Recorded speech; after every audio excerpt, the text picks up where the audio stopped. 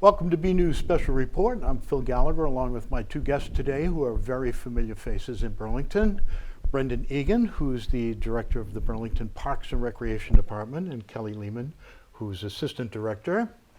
Brendan's in his 20th year, 10 years as Director. Kelly's in her 16th year, 2 years as the Assistant Director. Brendan's a graduate of Franklin Pierce, and Kelly's a graduate of UNH. We need a college in Burlington here. Okay, my first question is a comedy question. It used to be the Burlington Recreation Department. Now it's the Burlington Parks and Recreation Department.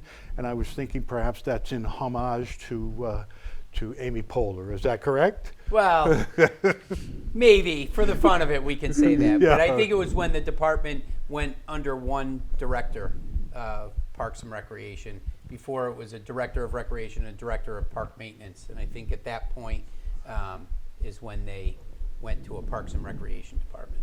Okay. Well, we're fully into summer at this point, coming up on July 4th. But in preparation for spring and summer, it's a busy period of time for the rec department. So what exactly is your preparation? You've got acres and acres of property. So what is the full preparation to get ready for spring and summer?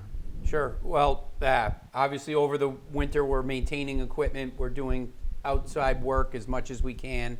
And that could be cutting back fence lines, doing fence repair, repairs on pathways if possible, if they're not frozen, things like that. But as we get into the spring, it is a difficult season because everybody wants to be back outside and everybody wants things done at the same time.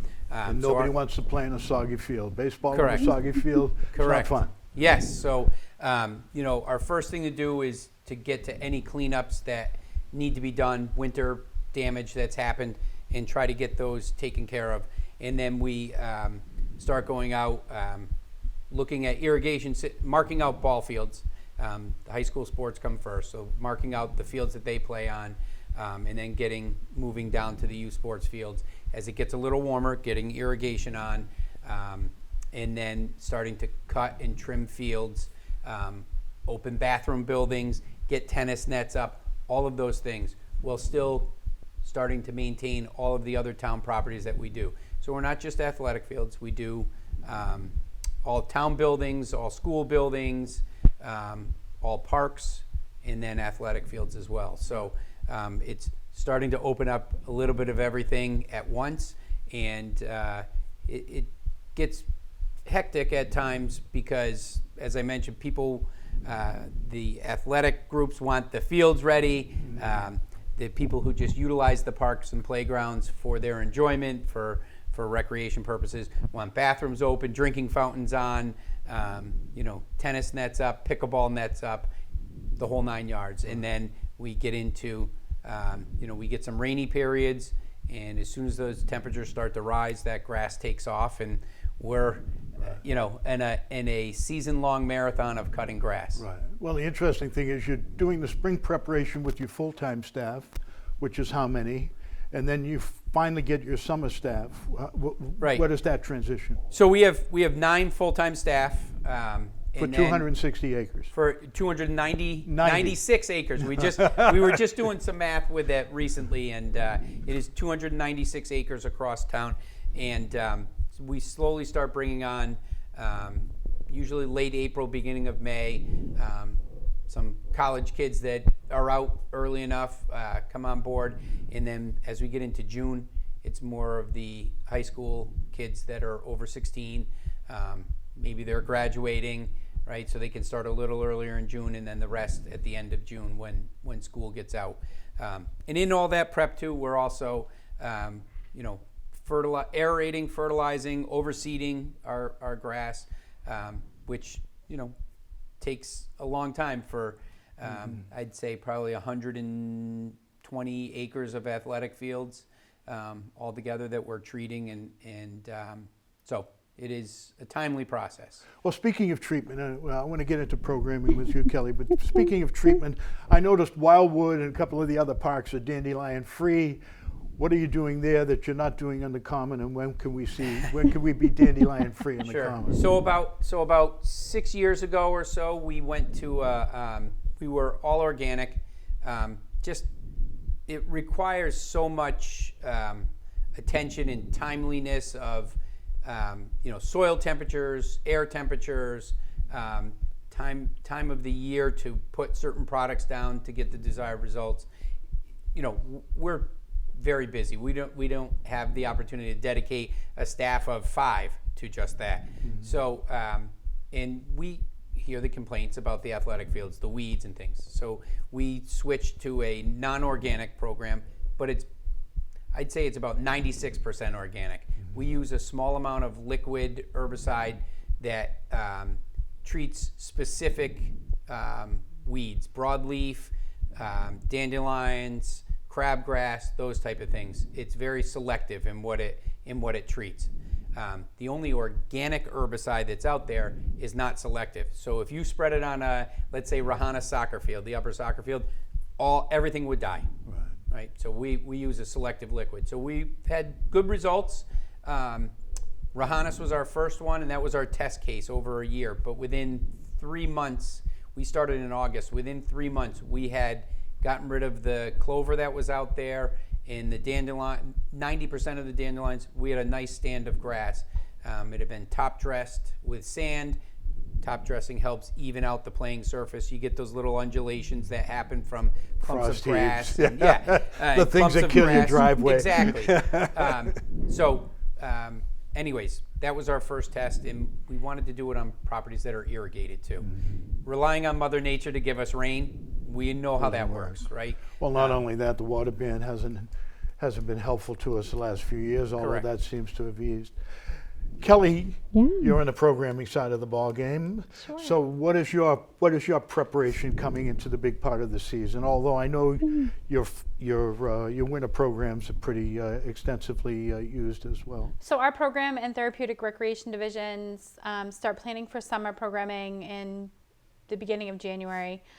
So we solicit our staff to see if they're interested in coming back and returning for the summer months. In March, we start hiring new staff and working with the school department in Burlington and other local private schools to see if we can get some new applicants. And from there, we go and plan all of the programming across Burlington. There's approximately 15 programs that we physically run and operate across the town. And through that, there's approximately 500 kids a week within our care in those programs. Mm-hmm. The young kids are in that Sure, program, but yeah. you also have a variety of other programs for old cats like me and We sure do. We sure do. We like to think we have something for everybody. everyone. Yep, Okay. for sure. So give us a review on some of those programs that are coming up during this period of time coming into the summer. Sure. So we have programming for starting at preschool age. We have Summer Discovery, which is a typical preschool type programming where they're doing arts and crafts. They're playing outside in the field or up in the gym, and they're learning a lot of social skills. We have Jumpstart, which is a more sport-based program where they're running around a little more, learning the basic fundamentals of sports such as basketball or soccer or even tag or other games that children play typically. As well as we pair that with our Crafts and Play program, which is an art program. And when parents pair that up, it is a full day for those preschool participants as well. Now the pool is open now too. That's that's kind of a difficult program to run. You got little kids. You got to be aware of. Go ahead. Tell me what you got to be aware of. Yeah, everything. Right. So our wading pool is open up at Simons Park Monday through Sunday every day, and we have probably on a hot day a couple hundred people visiting the pool throughout the day. There are some rules that are posted there. We do have a supervisor on who is in charge of checking for pool passes, making sure that everybody who's there is registered, and kind of controlling the number of people that go in and out so that it can be a safe environment for kids Okay. Do we to have play. a lifeguard there? Is that necessary? How many staff do you have on site? We have one pool supervisor on site. There are no lifeguards. It's not very deep, right? It's At the waiting 3 feet pool. deep. Yeah, right. Most of the participants or the children there are there with their family members, so they have adult supervision through that Right. that way. Now, what about the therapeutic program? We talk about that, reaching out for disabled people. Is that the therapeutic People with a program? disability, yep, Right. yep. So our therapeutic recreation program provides a number of opportunities in both adaptive and inclusive programming. So if you or a family member have a disability and you want to participate in our programs, you would work with our therapeutic rec specialist, Emma Andrus, and she would, you would fill out an intake form where she learns more about you and your abilities and what programs might fit best to meet goals that you have individually or that you guys can develop together. So we're not placing various people into situations that might not be appropriate for them. Yep. And then Emma also provides a number of services as well, right? So sometimes she might match, we might say a program would work really well for this participant, but they need some extra support. So she might assign group support. There might be 3 or 4 participants with 1 additional staff member to help redirect or maybe clarify directions or those kinds of things. And Emma takes that on and assesses each person individually and sees how we can best support them, whether it's through that way or also by modifying the program itself and saying, like, if we just did this, it would make it an easier transition for this participant. So she's often working not only with the participants themselves, but with either our staff or the contracted staff that's operating the program as well to see how we might be able to modify those programs so that people can be successful in them. Right.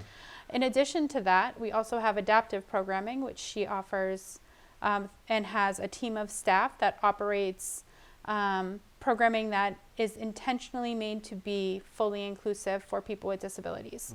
Right. She did a great job this past year securing some funding for new initiatives, I Can Bike and I Can Swim, where people with a disability are able to come for a week period of time and learn the basics of how to ride a bike and how to swim. We're working in partnership with the Burlington Swim and Tennis Club for that.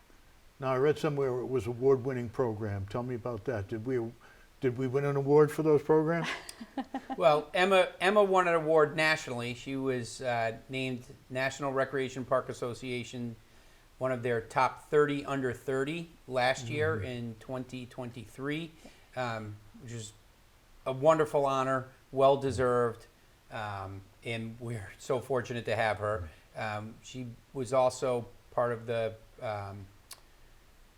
program team that won an award at Massachusetts Recreation Park Association for the Treehouse in the planning that went into that. So, does a very good job. And Kelly mentioned the I Can Bike and I Can Swim program, but they also secured another fairly large grant from the state to almost the tune of $200,000 to help support programming. Well, tell us about the Treehouse and how's that been integrated. That was a donation, right, from a family? Yes, the Gillingham family, Doug Gillingham, who was a longtime Burlington Parks and Recreation Department employee, 38 years, I think. As was somewhere in there. Natalie. And then, his mother was a long time clerk in our office, employee of the department.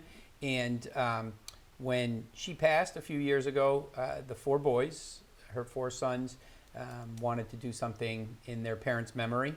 And they wanted to give back to the town of Burlington. We pitched a project that was kind of on our back burner, and they made a very generous donation, and the Simons Trust funded the rest of it. And we have a beautiful treehouse that can take you from ground level to 13 feet up in the air and see different views of Simons Park, and it's fully accessible. Right. So. Well, Emma, Doug, and Natalie all lived in my neighborhood. I hope I had some sort of positive effect on them. I don't. Probably did. You probably did. All right, let's talk about the maintenance facility, which was a big buy for the town. Yeah. $22 million, I think, for the rec side, $24 million for the DPW side. How have you transitioned from the Overlook ancient facility down to the Great Meadow Road? Well, very well. It was pretty easy to transition. The site that they were in up at Overlook Park was falling down around them. I think it was in much worse condition than maybe town administration knew when we did the initial tour 6 years ago. And, going to a state-of-the-art 16,000 square foot facility with that probably quadrupled, if not more, the size of the space we had before. It's wonderful. Our guys can spread out. They're dry. They don't have wildlife running through and interrupting them. They have facilities that actually have doors on them, things like that. And it's awesome. And I think And the life of the equipment is directly affected as well. yes, we isn't can it? put everything inside. Everything fits in neatly and can stay dry. We have a great maintenance bay to do maintenance on our small equipment. We have a carpenter shop with all kinds of state-of-the-art, trim saws and band saws and table saws and you name it, we have it, and plenty of storage. Well, I was on the board in '84, and I can remember promising the rec department and the DPW, we're going to get new buildings. Only took 35 years, but that promise came It wasn't fulfilled. an empty promise. It happened. Yeah, really. So- Nothing to do with me. It was a political promise, right? Well, the idea has to start somewhere. Yeah, exactly. All right, so let's talk about a couple of different things. Controversial, pickleball. Pickleball. What's going on there? Is if you come up with a ball that doesn't make as much noise, I know that's been investigated somewhere in the country. Yes, and paddles too. They're out there.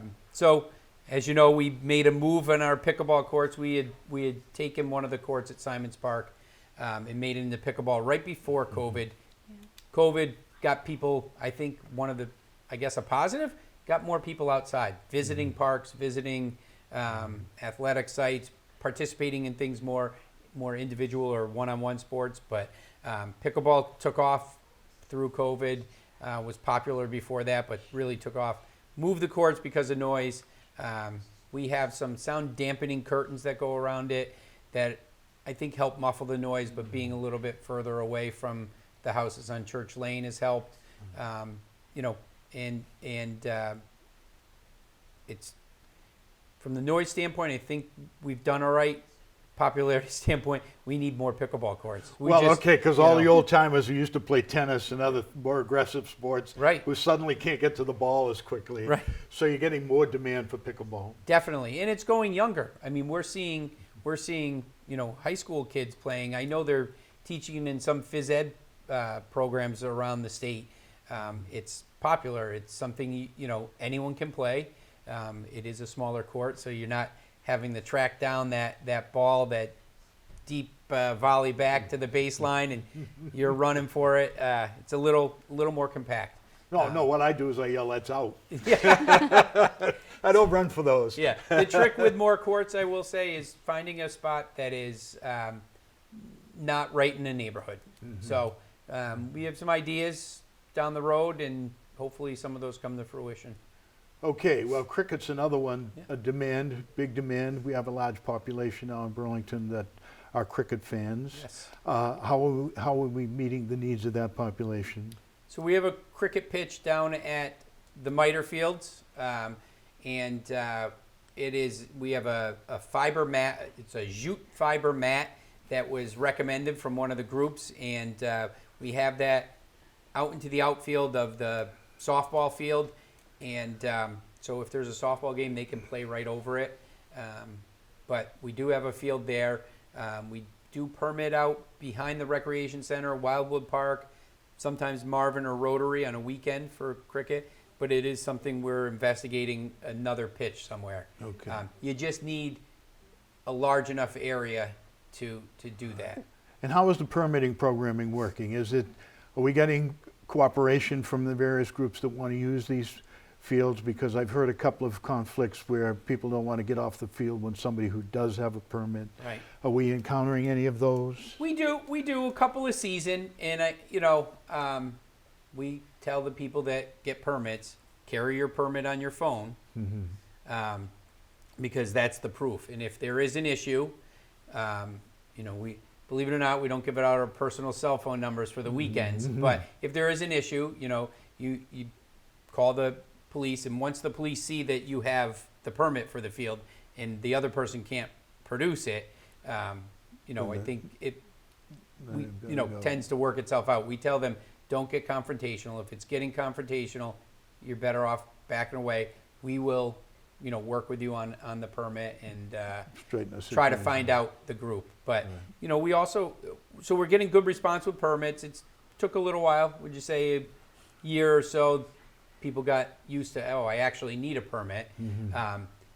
But it's the family groups, the small groups that just get together casually, right? That go out on a Saturday and say, hey, do you guys want to go hit the ball around over at Marvin Field? And, there's a permitted group. That's where we kind of get into. Well, there has to be a fair allocation of resources. Everybody's got something going on, Right. so there has to be an allocation of resources. Yeah. Speaking of which, you had two large appropriations at town meeting, 2.1, I think, and 350. One was for a accommodated accounts for field maintenance. Tell us about that. Sure. So, again, we listen to the feedback we get from public. We want to make big improvements, but really up until the last couple of years, the only way to do that was through your budget, an increase in the budget. Well, we play within the budget guidelines that we're given, and the 3% increase or 3.5% it seems like a lot, but it doesn't go far when we have, 17 full-time staff that may get a raise every year, so that eats up a portion of that 3% increase, and then we have needs across the department. So we worked with the town administration on coming up with a process that allows town meeting members to say, yes, we'll fund this, no, we won't fund this.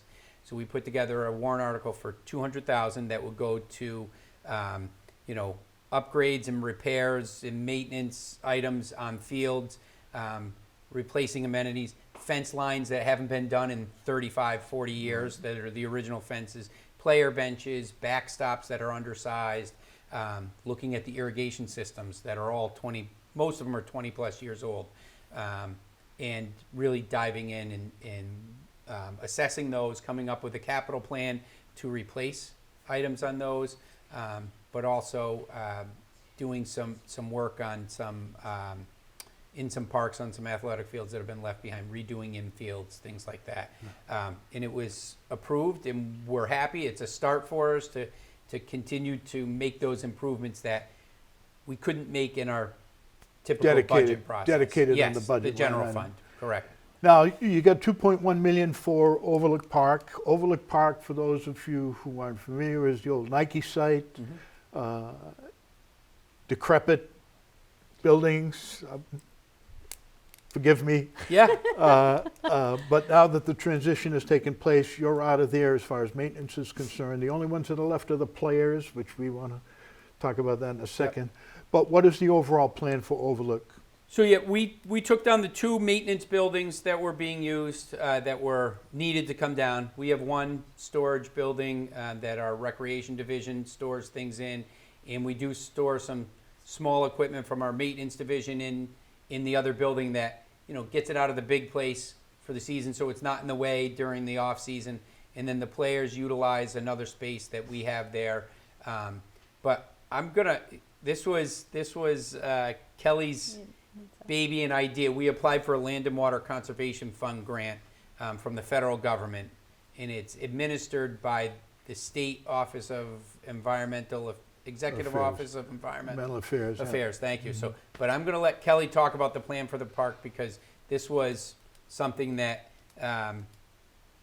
she said we should go for this grant, and so far so good. We're pretty happy with the results that we've gotten to in the grant process. But Kelly, Well, there really isn't one. There isn't much at that end of town. There's one down on the flats, which Yep. I forget the name of it. Wildmere. Wildmere. There's nothing really in the heights, flats and heights. Yep. For those of you who have been around here for 70 years.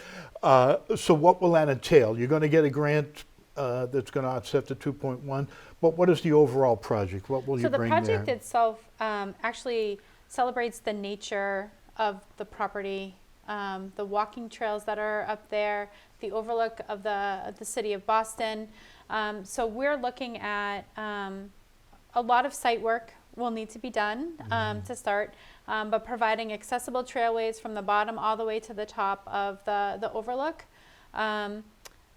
So you'll have an accessible path that goes up to the top, one that loops around the other side as well. It will provide accessible entry for the players' building itself, so that way people of all abilities can access the building. Yeah, handicap accessibility. Yep. It will also include a playground in this phase, as well as some stormwater mitigation initiatives to help mitigate some of that water Coming flow. off the hill, sure. Yes, coming down. Now that's a 16-acre parcel? Is it? It's That not that is big, is it? 7.59. 7. Yeah, Yes. that's what I. Okay. Backed up by the 27-acre Yeah, the Little Brook. Conservation, area. yeah, Yes. that's Yeah. where I went astray here. Yeah. So what is the timeline for that? So we are hoping to hear back from the grant by November. Yep. Yeah, September, November. We would then look to put bid documentation together in January, February, go out to bid early spring of 2025, award the project in the early summer 25. We anticipate the project completion to be about a year. So hopefully it would open July of 26. Great. Okay, so more in your bailiwick, which is Celebrate Burlington. Celebrate and, Burlington. And Trucktober, And which Trucktober. are two huge events. And what preparation, you're working on that year round, right? Yeah, for sure. We'll start with Celebrate Burlington. That is our largest single day special event that celebrates everything that's amazing about Burlington. We have a number of sponsors come on throughout the day. We have inflatables, other activities. This year we're going to have some axe throwing again. That was very popular last year. Don't want any wives getting involved in that. We have a children's performance stage every year annually that has 4 different performers throughout the day. We have music on the common. We have all kinds of inflatables. We have live animals. I'm not quite sure who's going to be there this year, but we usually have something. But last year we had a pig. People could take a photo with Gilbert the pig, who was pretty popular. Well, yoga with goats was, that one looked pretty good. Yeah, goat yoga is very popular. Right. So it's just a great day, right? So we'll have the carnival on the common, followed by a car show on Simons Park from 5 to 7, followed by a concert back on the common from 7 to 9, and fireworks at 9 o'clock. And the fireworks will be shot off down on the high school field, in the Yes. backfield? Yep. Great. Yep. And what about Trucktober? You get a lot of volunteers who want to feature their product up there, right? Yes, our Truck Day event is held annually in September, and we have 40, 45, 50 businesses that come and bring their fleets onto the common for people to be able to honk the horns and climb in the cabs and just kind of see what it's like to drive those vehicles. One of the most popular vehicles I've been told is the garbage trucks, typically, because kids see them every day and they want to go out and they want to see how they function. So that's always fun. But yeah, it's an amazing day with lots of vehicles on the common for kids to kind of climb around and play in, and for adults to be able to do it as well and just kind of be like a kid.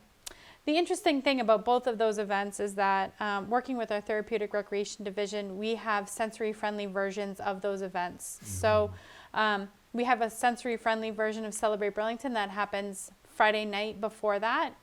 And for Truck Day, we have a sensory-friendly version. The event itself is on a Sunday, but we have a sensory-friendly version on Friday as well for both of those. Horns honking. There's no for horns those, honking. Right. It's a quieter environment. It's slower paced. There's no beacon lights running. There's nothing like it. It's a more sensory friendly version of those events for people who might need those accommodations made. So that's something that we've been working with Emma on to be able to provide more accommodations for those larger special events where we get thousands of people, and it could be overwhelming for some people. So we want to be able to mitigate some of that and provide opportunities for them as well. Well, we should call it Trucktober instead of Trucktober. Right? But Al won't be there this year. Al Fay passed, as you all know. So I'm presuming that you've got Al Jr. to run the fire engine this year. I don't know. We yet. haven't had that conversation. Well, we need to have that conversation. I think he's willing to do it, or Wally will drive it. Yep. Certainly, that would be a feature for the children. Sure would. Okay, so let's go to Concerts on the Common. That's a concerts and movies. Mm-hmm. You're continuing those programs. Have you got a full lineup of performers? We do. So we have family concerts on Tuesday nights, children's concerts or shows on Wednesday nights, and then we have children's performances on Thursday afternoon at the Common, at Simons Park. And we do have a full lineup. We have, there's 7 shows, I think, 7 weeks of shows for the family concerts. We have a nice lineup.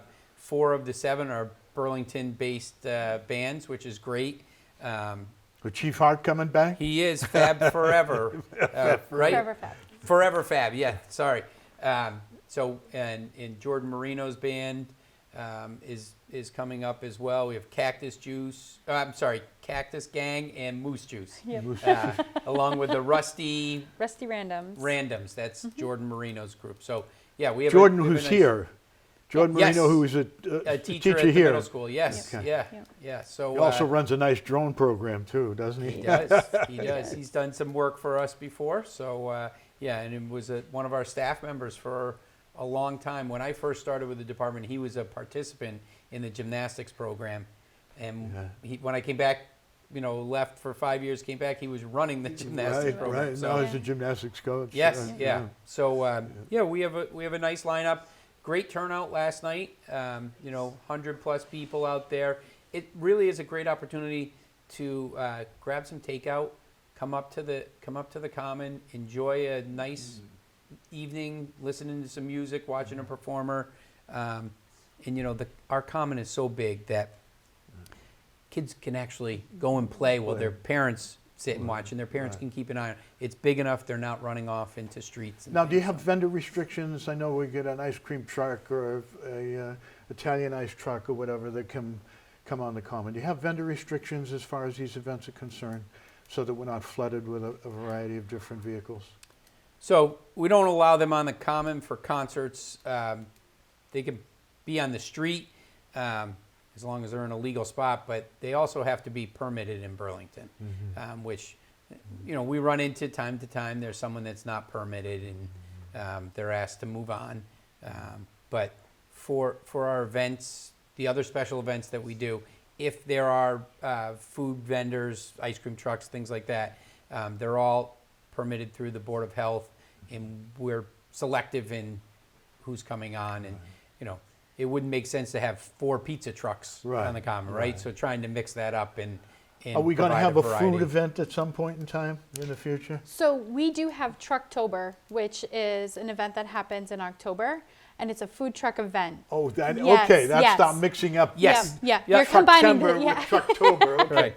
Yep. 2 events. Yep. Okay. So usually we have 5 or 6 food trucks that come onto the Common. We hire a band for the day. We put out our yard games. It's a very laid-back way to enjoy the food that is featured by all of the trucks, but also just the open green space and to be able to kind of hang out and relax for the day. It's one We're of going my to have favorite Cousins events. Lobster. They We got to invite them. They usually come They to do. Trucktober every year. Good. Yep. Great. Yep. Okay, I got one last question for you. We're running out of time. The quarterly or the seasonal brochure that was in everybody's mailbox for the last 35 years.